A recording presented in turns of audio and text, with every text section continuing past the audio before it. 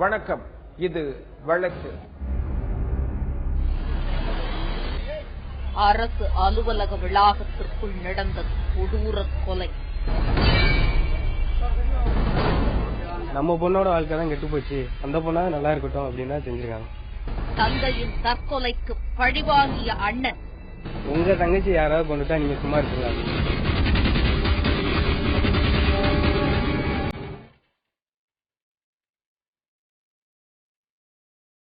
காலை 9 மணி. சிவகாசி ஊராட்சி ஒன்றிய அலுவலக வளாகமே பரபரத்து கிடந்தது அன்று.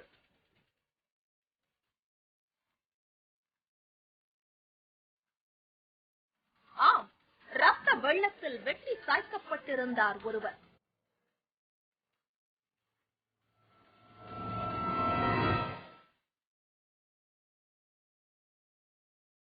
பட்ட பகலில், அதுவும் முக்கிய வீதியான ஊராட்சி ஒன்றிய அலுவலக கட்டிடத்தின் முன்பாகவே இந்த கொலை நடந்துள்ளது பலரையும் அதிர்ச்சியில் ஆழ்த்த அந்த பகுதியே அலறி கிடந்தது.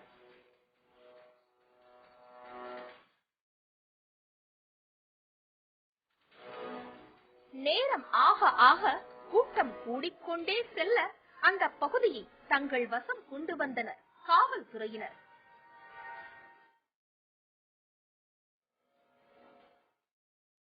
தொடர்ந்து பதற்றம். உறவினர்களும் ஊர்க்காரர்களும் சம்பவ இடத்திற்கு வந்து சேர்ந்தார்கள்.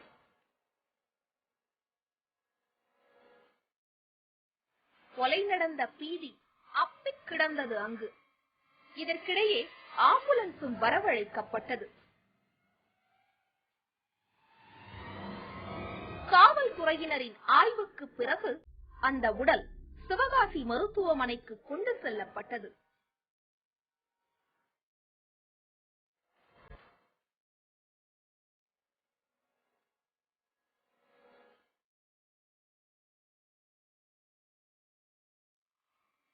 கொலை செய்யப்பட்டது யார், எதற்காக கொல்லப்பட்டார், துலாவி பார்த்ததில் பல்வேறு அதிர்ச்சி தகவல்கள் அவிழ ஆரம்பித்தன.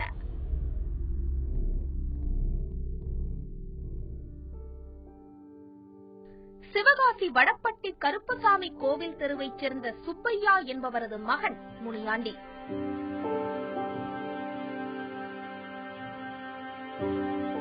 இவர்தான் வெட்டப்பட்டு இறந்தவர். இதோ நகரத்தின் சாயல் படியாத இந்த ஊரில் கொலை செய்யும் அளவிற்கு அப்படி என்ன முன்விரோதம் இருக்க முடியும்?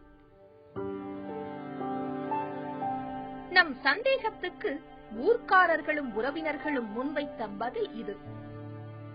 நாங்க போறதுக்கு முன்னாடியே அவங்க சுடுகாட்டுல எரிக்கிறதுக்கு ரெடி பண்ணிட்டாங்க. நாங்க போகாம இருந்தோம்னா கண்டிப்பா அவங்களை எரிச்சிட்டு எதுவுமே இல்லாம பண்ணிருப்பாங்க. அவனுக்கு வியாழக்கிழமை அந்த அதே ஊரு, அவங்க இப்ப இருக்கிற ஊர்ல அவங்க மாமா பொண்ணு அவங்கள மேரேஜ் பண்றதா இருந்துச்சு. இன்னொரு பொண்ணு வாழ்க்கையை கெடுக்குது. எப்படி நம்ம பொண்ணோட வாழ்க்கை தான் கெட்டு போச்சு, அந்த பொண்ணா நல்லா இருக்கட்டும் அப்படின்னு செஞ்சிருக்காங்க. இதோ இந்த ஆதார் அட்டையில் மட்டுமே சிரித்துக் கொண்டிருக்கும் பொண்ணு தாயின் கணவர்தான் தற்போது கொலை செய்யப்பட்டிருக்கிறார்.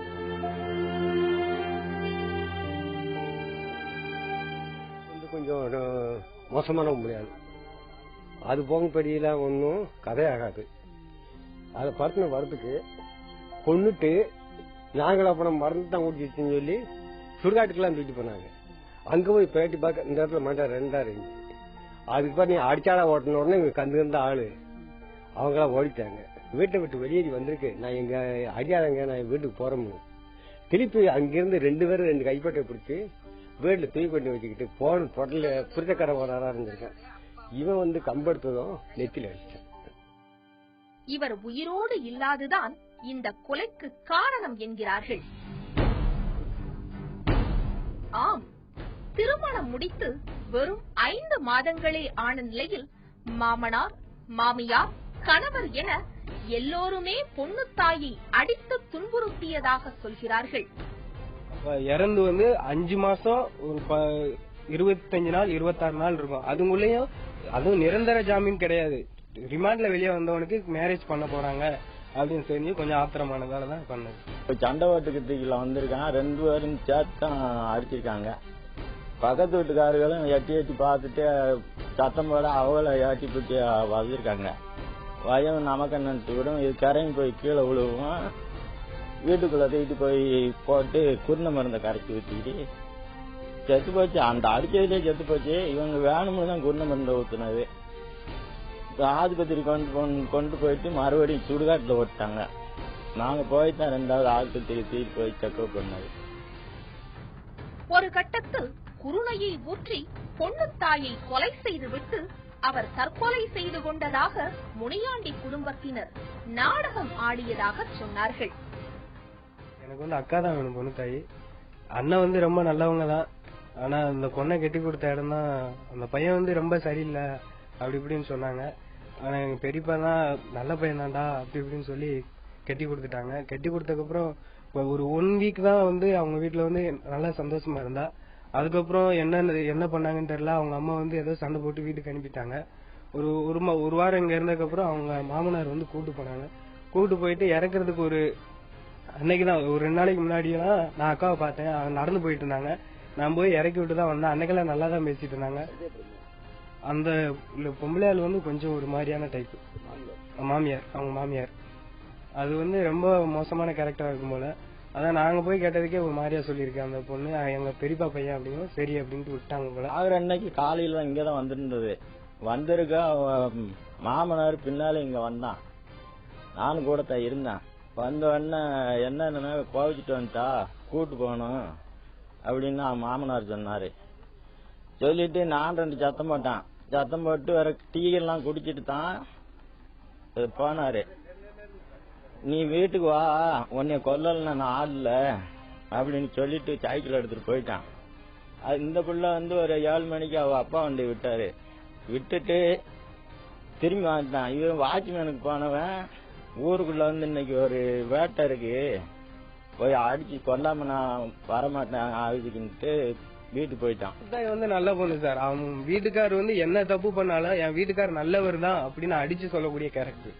அப்படிங்கப்போ அக்கா மேல எந்த தப்பும் கிடையாது. அடிச்சு கொண்டது வந்து அவங்கதான், முனியாண்டியும் அவங்க அப்பாவும் சேர்ந்துதான். இதுக்கு வந்து அவங்க அம்மா வந்து உடனே தனது மகளின் வாழ்க்கையை நாசம் செய்துவிட்டு இன்னொரு திருமணத்திற்கு ஆயத்தமான கதையையும் பகிர்ந்து கொண்டார்கள். ஒரு வாரத்துக்கு முன்னாலே ரெடி பண்ணிருக்காங்க. இவங்க வந்து இவங்க தொழில் பட்டியல் ஏதோ வேலை பார்த்தானா, அந்த ஆளுகிட்ட சொல்லு கண்ணகிழமை கல்யாணம் வந்துருங்கன்னு சொல்றதுக்காக போனவனை தான் அடிச்சது. மாப்பிளோட அப்பா குடியார அவன் சொல்லி எதுவும் தண்ணிய போட்டுதான் அந்த பிள்ளைய பாவம் கம்பெடுத்துட்டு ஆட்சிக்க. ஜாமீனில் வெளிவந்த முனியாண்டியை பொண்ணுத்தாயின் குடும்பத்தினரே பழிதீர்த்துக் கொண்டதாக கூறப்படுகிறது.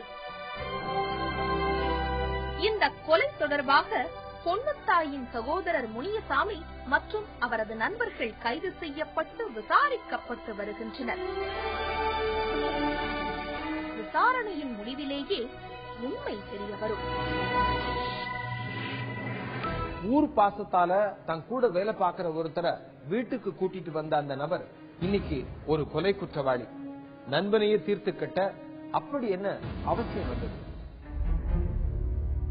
சில நாட்களுக்கு முன் கோவை மாவட்டம் பெரியநாயக்கன் பாளையத்தில் இருந்து அத்திக்கடவு செல்லும் சாலையை ஒட்டிய ஒரு மண்பாதை. அந்த மண்பாதையில் சென்றவர்களுக்கு துர்நாற்றம் காற்றில் கலந்து வருவதை உணர்ந்தனர். அப்பகுதி மக்கள் அந்த துர்நாற்றம் எங்கிருந்து வருகிறது என்று ஆராய்ந்தனர். அப்போது அருகில் உள்ள ஓர் பாழடைந்த கிணற்றில் இருந்துதான் அந்த துர்நாற்றம் வருவதை கண்டறிந்தனர். அந்த கிணற்றை எட்டி பார்த்தவர்களுக்கு அதிர்ச்சி காத்திருந்தது.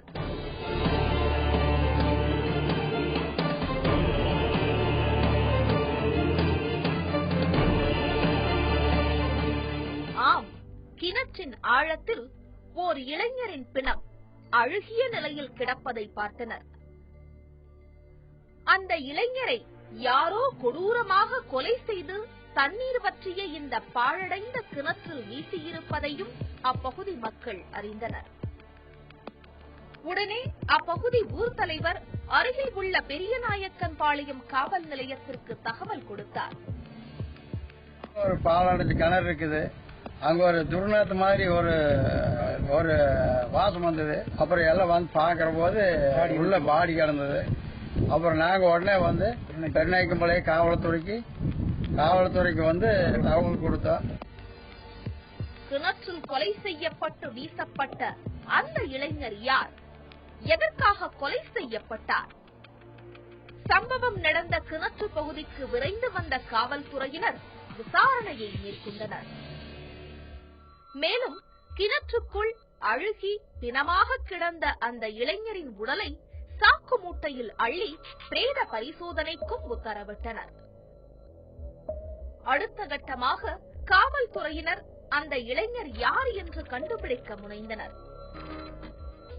அப்போது பெரியநாயக்கன்பாளையம் கூடலூர் வடக்கு பகுதியில் உள்ள குப்புசாமி நகரில் அந்த இளைஞர் சுற்றி திரிந்ததும், அருகில் உள்ள ஒரு தனியார் கம்பெனியில் வாகனம் ஓட்டி வந்ததும் காவல்துறையினருக்கு தெரிய வந்தது. அந்த இளைஞர் 25 வயது நிரம்பிய மாணிக்கநாதன் என்பதையும் கண்டறிந்தனர் காவல்துறையினர். இதனை அடுத்து காவல்துறையினர் மாணிக்கநாதனின் உடை மற்றும் சில உடைமைகளை எடுத்துக்கொண்டு அவரின் பூர்வீக கிராமமான ராமநாதபுரம் மாவட்டத்தில் உள்ள கடலாடிக்கு சென்றனர். காவல்துறையினர் கடலாடியில் மாணிக்கநாதன் பற்றியும் அவர் எதற்காக கொலை செய்யப்பட்டார் என்றும் விசாரணை மேற்கொண்டிருந்த அந்த வேளை வேறு ஒரு திருப்பம் நடந்தது. இந்த வழக்கில் அருப்புக்கோட்டை நீதிமன்றத்தில் முத்துமுருகன் என்ற 25 வயது இளைஞர் நான் தான் மாணிக்கநாதனை கொலை செய்தேன் என்று கூறிக்கொண்டு சரணடைந்தார். இந்த முத்துமுருகன் ஏன் மாணிக்கநாதனை கொலை செய்தார்? முத்துமுருகன் அருப்புக்கோட்டை அருகே உள்ள கஞ்சம்பட்டி எனும் குக்கிராமத்தைச் சேர்ந்தவர். திருமணமானவுடன் மனைவியை அழைத்துக் கொண்டு கோவை பெரியநாயக்கன்பாளையத்திற்கு குடிவருகிறார். நிரந்தரமில்லாத பல்வேறு வேலைகள் பார்த்து வந்த முத்துமுருகன் கடந்த 6 மாதத்திற்கு முன் குப்புசாமி நகரில் ஒரு வாடகை வீட்டில் குடியிருந்து கொண்டு அப்பகுதியில் உள்ள ஒரு தனியார் கம்பெனியில் ஓட்டுநராக பணிபுரிந்து வந்தார். அப்போது முத்துமுருகனுக்கு பழக்கமானவர்தான் மாணிக்கநாதன். இருவருக்கும் குடிப்பழக்கம் இருந்ததால் விடுமுறை நாட்களில் குடித்துவிட்டு முத்துமுருகன் வீட்டிலேயே அசைவம் சமைத்து சாப்பிடுவது வாடிக்கையாயிற்று. முத்துமுருகனுக்கும் தன் கடைசி தங்கையை மாணிக்கநாதனுக்கே திருமணம் செய்து கொடுக்கவும் முடிவு செய்கிறார். ஆனால் இந்த சமயத்தில்தான் மாணிக்கநாதன் முத்துமுருகன் வீட்டில் இல்லாத சமயம் பார்த்து செல்வதை கண்டுபிடிக்கிறார். தனது மனைவி மீது சந்தேகம் வர மிகவும் வேதனை அடைந்துள்ளார். கடந்த மாதத்தில் ஒரு நாள் இந்த பிரச்சனைக்கு முற்றுப்புள்ளி வைக்க தன் மனைவியை தேடி செல்லும் மாணிக்கநாதனை பின்தொடர்ந்து சென்றிருக்கிறார். ஆனால் அங்கு கண்ட காட்சி முத்துமுருகனுக்கு உண்மையை புரிய வைத்திருக்கிறது. முத்துமுருகனின் மனைவி தன் கணவரிடம் சொல்லிவிடுவேன் என்று மாணிக்கநாதனை விரட்டிக் கொண்டிருப்பதை பார்க்கிறார். தன் மனைவியை சந்தேகித்து விட்டோமே என்று கண்கலங்கிய முத்துமுருகன் நம்பிக்கை துரோகம் செய்த நண்பனை தீர்த்து கட்ட முடிவு செய்கிறார். அதன் பின்பு முத்துமுருகன் மாணிக்கநாதனை அத்திக்கடவு சாலையை ஒட்டிய மண்பாதையில் அழைத்துச் சென்று குடிக்க வைத்து அரிவாளால் வெட்டிக் கொன்று அருகில் உள்ள கிணற்றில் வீசியதாக கூறப்படுகிறது. அடுத்ததாக முத்துமுருகன் அருப்புக்கோட்டை ஐயனார் திருவிழாவிற்காக வீட்டை பூட்டிவிட்டு மனைவி குழந்தையுடன் சென்று விட்டார்.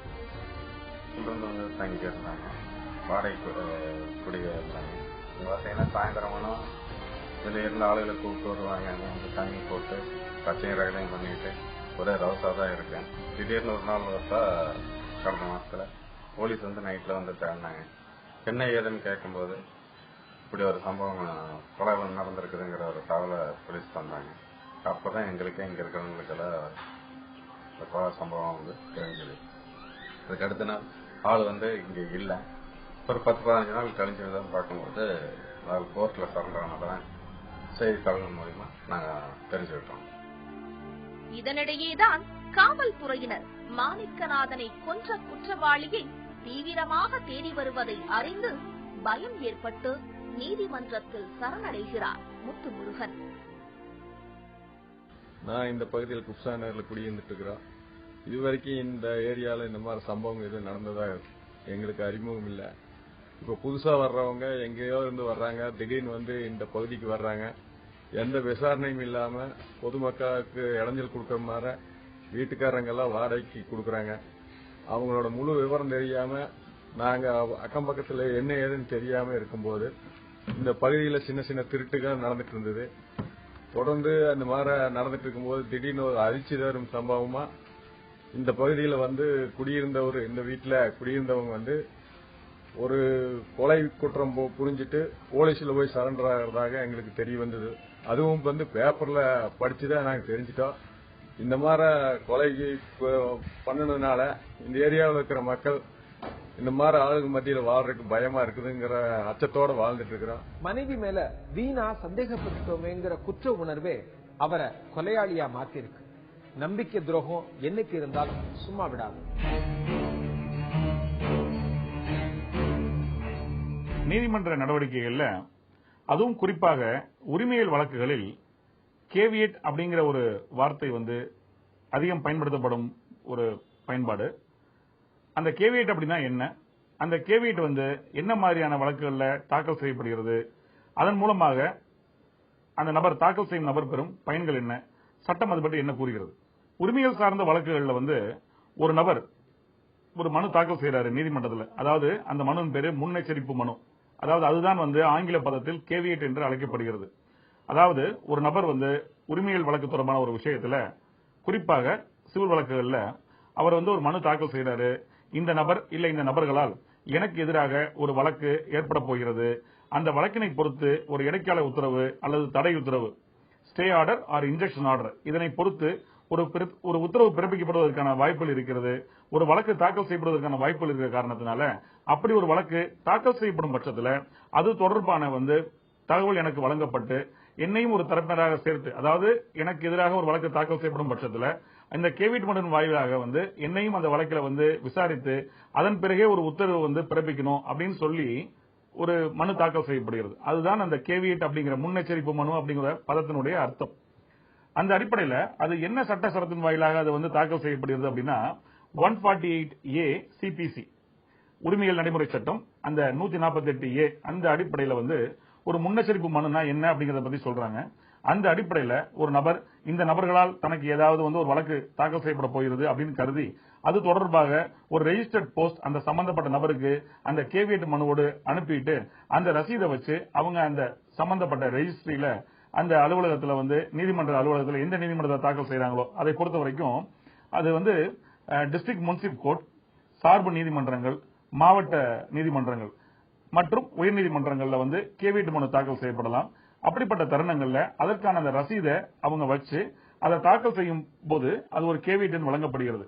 இது அந்த கேவியட் அந்த மனுவுக்கு காலக்கெடு மொத்தம் 90 நாட்கள் என்று தாக்கல் செய்யப்படுகிறதோ அந்த நாளிலிருந்து 90 நாட்களுக்கு அந்த கேவியட் மனு உயிர்ப்போடு இருக்கும்.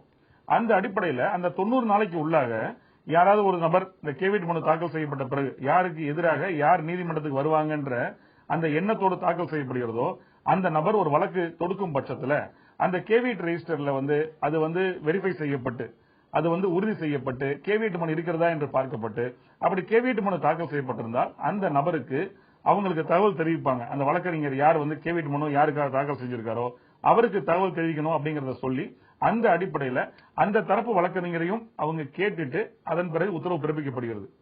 இது எதை போல அப்படின்னா குற்றவியல் நடைமுறை வழக்குகள்ல குற்ற வழக்குகளை பொறுத்த வரைக்கும் ஆன்டிசிபேட்டரி பெயில் அப்படிங்கிறது ஒரு முன்ஜாமீன் மனு.